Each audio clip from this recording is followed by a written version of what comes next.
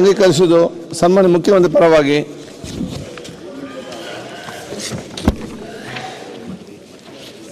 ಸನ್ಮಾನ್ಯ ಅಧ್ಯಕ್ಷರೇ, 2025ನೇ ಸಾಲಿನ ಕರ್ನಾಟಕ ಕಿರು ಸಾಲ ಮತ್ತು ಸಣ್ಣ ಸಾಲ ಬಲವಂತದ ಕ್ರಮಗಳ ಪ್ರತಿಬಂಧಕ ವಿಧೇಯಕವನ್ನು ಪರ್ಯಾಲೋಚಿಸಬೇಕೆಂದು ಸೂಚಿಸುತ್ತೇನೆ. ಓಕೆ. ಈಗ ಪರ್ಯಾಲೋಚನಾ ಪ್ರಸ್ತಾವನೆಗೆ ಸಭೆ ಮತಕ್ಕೆ ಹಾಕುತ್ತೇನೆ. 2020 ಸಾಲಿನ ಕರ್ನಾಟಕ ಕಿರು ಮೈಕ್ರೋ ಸಾಲ ಮತ್ತು ಸಣ್ಣ ಸಾಲ ಬಲವಂತ ಕ್ರಮಗಳ ಪ್ರತಿಬಂಧಕ ವಿಧೇಯಕವನ್ನು ಪರ್ಯಾಲೋಚಿಸುತ್ತದೆ ಎಂಬ ವಿಶ್ವಾಸಸಭೆಯ ಮುಂದೆ ಇದೆ. ಪ್ರಸ್ತಾವದ ಪರವಾಗಿರುವವರು ಹೌದು ಎಂದು ಸೂಚಿಸಿ ಮುಗಿಸುತ್ತೇನೆ. ಒಂದು ಅಡಿಷನ್ ಇದೆ ಇದಕ್ಕೆ, ಅದು ಪ್ರಸ್ತಾವ ಹೇಳಿ. ಪ್ರಸ್ತಾವದ ಪರವಾಗಿ ಹೌದು ಎಂದು ಸೂಚಿಸಬೇಕು, ಪ್ರಸ್ತಾವದ ವಿರೋಧವಾಗಿರಲಿಲ್ಲ ಎಂದು ಸೂಚಿಸಬೇಕು. ಪ್ರಸ್ತಾವ ಹೌದು ಎನ್ನುವ ಪರವಾಗಿದೆ ಎಂದು ಭಾವಿಸುತ್ತೇನೆ. ಪ್ರಸ್ತಾವ ಹೌದು ಎನ್ನುವ ಪರವಾಗಿದೆ. ಪ್ರಸ್ತಾವ ಅನುಮೋದನೆ ದೊರಕಿದೆ.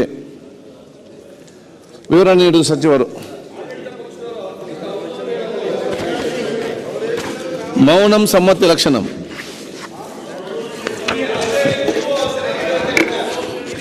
ಮತ್ತೆ ಎಲ್ಲವೂ ಮೌನಂ ಸಮ್ಮತಿ ಲಕ್ಷಣ ಅಂತ.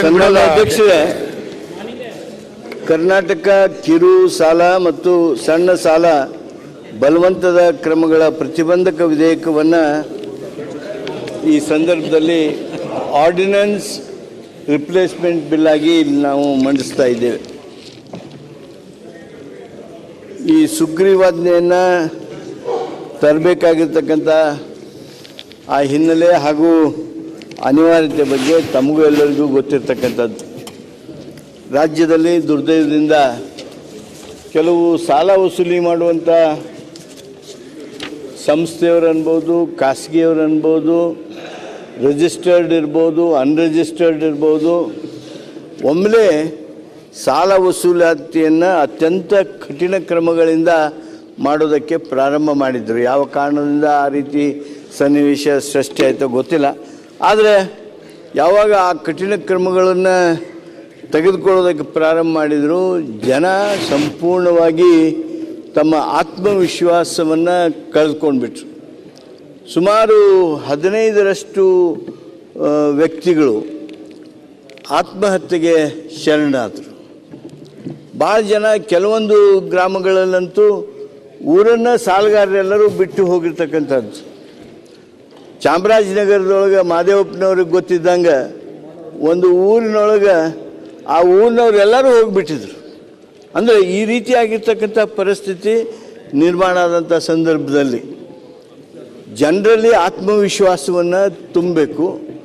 ಯಾರು ಈ ಅತ್ಯಂತ ಅಮಾನವೀಯವಾಗಿರ್ತಕ್ಕಂಥ ಕ್ರಮ ತೆಗೆದುಕೊಂಡು ಈ ಸಾಲ ವಸೂಲಿ ಮಾಡ್ತಾ ಇದ್ದಾರೆ, ಅವ್ರಿಗೆ ಸೂಕ್ತವಾಗಿರ್ತಕ್ಕಂಥ ಎಚ್ಚರಿಕೆ, ಭಯ ಇರಬೇಕು. ಮಾನವ ಹಕ್ಕುಗಳನ್ನು ತಮಗೆ ಮನಬಲ್ಲಂತೆ ಉಲ್ಲಂಘನೆ ಮಾಡೋದಕ್ಕೆ ಅವಕಾಶ ಕೊಡಬಾರ್ದು.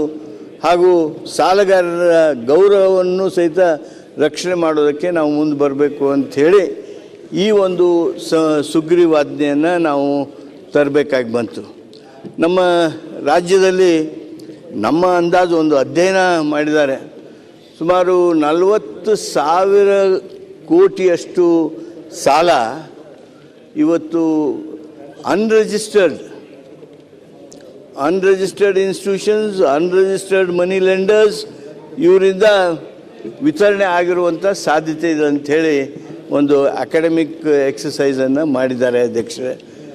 ಆಮೇಲೆ ಇವೆಲ್ಲ ಅನ್ರಿಜಿಸ್ಟರ್ಡ್ ಇನ್ಸ್ಟಿಟ್ಯೂಷನ್ಸ್, ಅನ್ರಿಜಿಸ್ಟರ್ಡ್ ಮನಿ ಲೆಂಡರ್ಸ್ ಅಂತೂ ಬಡ್ಡಿ ಯಾವ ಪ್ರಮಾಣದಲ್ಲಿ ಹಾಕ್ತಾ ಇದ್ದಾರೆ ಅಂದರೆ ಅದು 12, 14, 15, 18 ಅಲ್ಲಿವರೆಗಲ್ಲ, 20ವರೆಗೂ ಅಲ್ಲ.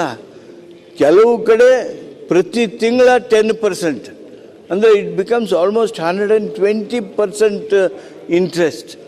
ಆಮೇಲೆ ಕೆಲವು ಕಡೆ ಬಡವರಿಗೂ ಅತ್ಯಂತ ಸಣ್ಣ ಪ್ರಮಾಣದ ವ್ಯಾಪಾರ ಮಾಡೋರು, ಕಾಯಿಪಲ್ಯ ಮಾರೋರು, ಹಣ್ಣು ಮಾರೋರು, ಸಣ್ಣ ಸಣ್ಣ ವಸ್ತುಗಳನ್ನು ಮಾರೋರು, ಅವ್ರಿಗೆ 5,000 ರೂಪಾಯಿ ಕೊಡೋದು, ಅದರಲ್ಲಿ 500 ರೂಪಾಯಿ ಮೊದಲೇ ಮುರ್ಕೊಳ್ಳೋದು, ಅಂದರೆ 4,500 ರೂಪಾಯಿ ಕೊಡೋದು. ಆ ಸಂಜೆ ಆಯಿತು ಅಂದರೆ 6 ಗಂಟೆ ಅಂದರೆ ಅವರು 5,000 ರೂಪಾಯಿ ವಾಪಸ್ ಕೊಡಬೇಕು. ಅಂದರೆ ಒಂದು ದಿವಸಕ್ಕೆ 500 ರೂಪಾಯಿಯನ್ನು ವಸೂಲಿ ಮಾಡ್ತಕ್ಕಂಥ ಪ್ರಕ್ರಿಯೆಗಳು ನಮ್ಮ ರಾಜ್ಯದಲ್ಲಿ ಬಹಳ ಕಡೆ ನಡೆದಿದ್ದು. ಕೆಲವು ಕಡೆ ಅಂತೂ ಬಾಂಡ್ ಬರ್ಸ್ಕೊಂಡ್ಬಿಡೋದು, ನಿಮ್ಮ ಕಡೆಯಿಂದ ನಿಮ್ಮ ಹೊಲದ ವಚನ ಪತ್ರ ಬರ್ಸ್ಕೊಳ್ಳೋದು, ಬಾಂಡ್ ಬರ್ಸ್ಕೊಳ್ಳೋದು ಮಾಡಿ ಅದು ಸ್ವಲ್ಪ ಬಡ್ಡಿ ಗಿಡ್ಡಿನೆಲ್ಲ ಇದನ್ನು ಮಾಡಿ ಆ ಹೊಲದಷ್ಟನ್ನ ಕಿಮ್ಮತ್ತು ಬರೋಂಗೆ ಮಾಡಿ ಅದು ಆದ ಕೂಡಲೇ ಆ ಬಾಂಡ್ ತೊಗೊಂಡು ಹೋಗಿ ಸಬ್ ರಿಜಿಸ್ಟ್ರ್ ಆಫೀಸ್ನೊಳಗೆ ರಿಜಿಸ್ಟ್ರ್ ಮಾಡೋದಕ್ಕೆ ಬರಬೇಕು ಅಂಥೇಳಿ ಅವ್ನಿಗೆ ಒತ್ತಾಯ ಮಾಡೋದು. ಬರದೇ ಇದ್ದರೆ ಅವನಿಗೆ ಏನು ಹೊಡಿಬೇಕೋ ಬಡಿಬೇಕೋ ಬೆದರಿಸ್ಬೇಕೋ ಅಂಜಿಸ್ಬೇಕೋ ಅದನ್ನು ಮಾಡೋದ್ರ ಮೂಲಕ ಅಲ್ಲಿ ಆ ವಸೂಲಾತಿಯನ್ನು ಮಾಡ್ತಕ್ಕಂಥದ್ದು ಅಥವಾ ಆಸ್ತಿಯನ್ನೇ ಅವರು ಗ್ರಹಿಸ್ಕೊಳ್ತಕ್ಕಂಥದ್ದು. ಈ ಕಾರು ಜೀಪು ಇವು ಎಲ್ಲ ಇರ್ತಾವಲ್ಲ, ಸೈಕಲ್ ಮೋಟ್ರು, ಈ ಒಬ್ಬೊಬ್ಬ ಸಾಲಗಾರ ಸಾಲ ಕೊಡುವವನೇನಿದ್ದಾನೆ ಆ ಸಾಲ ಕೊಡುವವನ ಮನೆಯರಿಗೆ 10-20 ಸೈಕಲ್ ಮೋಟ್ರು, 3-4-5 ಕಾರ್ಗಳು. ಸುರೇಶ್, ಒಂದೊಂದು ಕಡೆ 10-20 ಸೈಕಲ್ ಮೋಟ್ರು, 4-8 ಕಾರ್ಗಳು ಇವೆಲ್ಲ ನಿಂತಿದ್ದು. ಅಂದರೆ ಅವು ಸಾಲಗಾರನ ಹತ್ರ ಇದ್ದದ್ದನ್ನು ತಗೊಂಡು ಬಂದು ಅವ್ರ ಮನೆ ಎದುರಿಗೆ ಇಟ್ಟಿರ್ತಾರೆ. ಬೇರೆ ಕಡೆ ಎಲ್ಲೂ ಮಾತಾಡ್ತಿರ್ಲಿಲ್ಲ, ಇಲ್ಲ ಕೂತಿದ್ರೆ ನಿಮ್ನೇ ವಿಶೇಷವಾಗಿ ಕೇಳ್ತಾ ಇದ್ರು.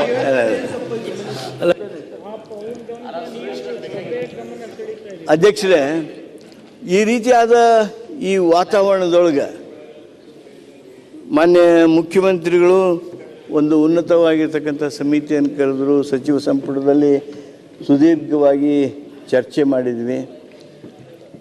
ಅತ್ಯಂತ ಅನಿವಾರ್ಯತೆ ಅಗತ್ಯತೆ ತೀವ್ರವಾಗಿ ಮಾಡಲೇಬೇಕಾಗಿರ್ತಕ್ಕಂಥ ಸಂದರ್ಭ ಬಂದಿರೋದರಿಂದ ಈ ಒಂದು ಕರ್ನಾಟಕ ಕಿರು ಸಾಲ ಮತ್ತು ಸಣ್ಣ ಸಾಲ ಬಲವಂತ ಕ್ರಮಗಳ ಪ್ರತಿಬಂಧಕ ವಿಧೇಯಕವನ್ನು ನಾವು ಸುಗ್ರೀವಾಜ್ಞೆ ಮಾಡಿದ್ವಿ. ಈಗ ಅದನ್ನು ಬಿಲ್ ಮಾಡಿ ತಂದಿದ್ದೀವಿ. ಇದರಲ್ಲಿ ಒಂದು ಸಣ್ಣ ಅಮೆಂಡ್ಮೆಂಟ್ ಎಡಿಷನ್ ಏನು ಅಂದರೆ, ಕೋಆಪರೇಟಿವ್ ಬ್ಯಾಂಕ್ಸ್ ಇದೆ, ರಿಜಿಸ್ಟರ್ಡ್ ಕೋಆಪರೇಟಿವ್ ಬ್ಯಾಂಕ್ಸ್ ಇದೆ, ಆದರೆ ಕೋಆಪರೇಟಿವ್ ಸೊಸೈಟೀಸ್ ಆ್ಯಂಡ್ ಸೌಹಾರ್ದ ಸೊಸೈಟೀಸ್ ಅವೆರಡನ್ನೂ ಸೇರಿಸಬೇಕಾಗಿದೆ. ಅವೆರಡು ಸೇರಿಸೋದಕ್ಕೂ ತಾವು ಅನುಮೋದನೆ ಕೊಡಬೇಕು. ಈ ಕಾನೂನು ತಂದ ಮೇಲೆ, ಸುಗ್ರೀವಾಜ್ಞೆ ಬಂದ ಮೇಲೆ ಒಂದು ಘಟನೆ ಆಗಿದೆ, ಇಲ್ಲ ಅಂತ ನಾನು ಅನ್ನೋದಲ್ಲ, ಒಂದು ಘಟನೆ ಆಗಿದೆ.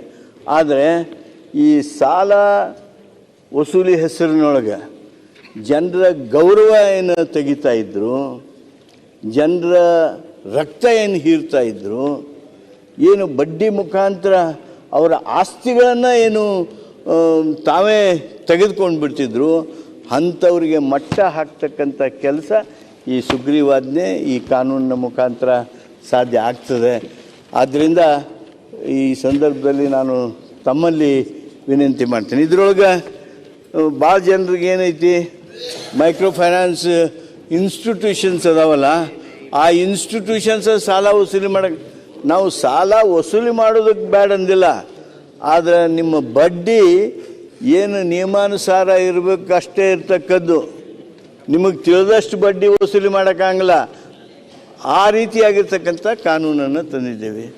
ಅದರ ಜೊತೆಗೇ ಈ ಒಂದು ಕಾನೂನಿನ ಮುಖಾಂತರ ನಾವು ಜನರ ಗೌರವವನ್ನು ರಕ್ಷಣೆ ಮಾಡೋದಕ್ಕೆ ನಾವು ಮುಂದಾಗಿದ್ದೇವೆ. ಈ ಬಡ್ಡಿ ಯದ್ವಾ ತದ್ವಾ ಏನು ವಸೂಲಿ ಮಾಡ್ತಿದ್ರು ಅದನ್ನು ಸಂಪೂರ್ಣವಾಗಿ ನಿಲ್ಲಿಸುವಂಥ ಪ್ರಯತ್ನಕ್ಕಾಗಿ ಈ ಒಂದು ಕಾನೂನನ್ನು ತಂದಿದ್ದೇವೆ. ನಿಮಗೆಲ್ಲರಿಗೂ ಗೊತ್ತಿರುವಂಥದ್ದು, ಈಗ ನೀವು ಅಲ್ಲೇ ಯಾವುದಾರ ಒಂದು ಸಣ್ಣ ಸಿಟಿಗೆ ಹೋಗ್ರಿ, ನೀವು Venkateshwara finance, Lakshmi finance, Renuka finance, Basaveshwara finance, Valmiki finance, ಹಿಂಗೆ ನೀವು ಎಲ್ಲ ರೋಡಿನ ತುಂಬ ನೋಡ್ತೀರಿ. ನೀವು ಯಾವ ರಿಜಿಸ್ಟರ್ಡ್ ಇಲ್ಲ. ಅವರು ಬಡ್ಡಿ ವಸೂಲಿ ಮಾಡ್ತಕ್ಕಂಥ ರೀತಿ ಕೇಳಿಬಿಟ್ರೆ ನಿಮಗೂ ಎಲ್ಲರ ಹತ್ರನೂ ಇವೆಲ್ಲ ಟೀಕೆ ಟಿಪ್ಪಣಿಗಳು, ಇವನ್ನ ರಜೆ ಮಾಡಿಸ್ರಿ, ನಮ್ಮದು ಸ್ವಲ್ಪ ಬಡ್ಡಿ ಬಿಡಿಸಿಸ್ರಿ, ನಮಗೆ ಮನೆಗೆ ಬರಾಕತ್ತಾರ ನೋಡ್ರಿ, ಇವೆಲ್ಲ ನಿಮ್ಮ ಹತ್ರನೂ ಕಂಪ್ಲೇಂಟ್ಸ್ ಬಂದಿರ್ಲಿಕ್ಕೆ ಸಾಕು.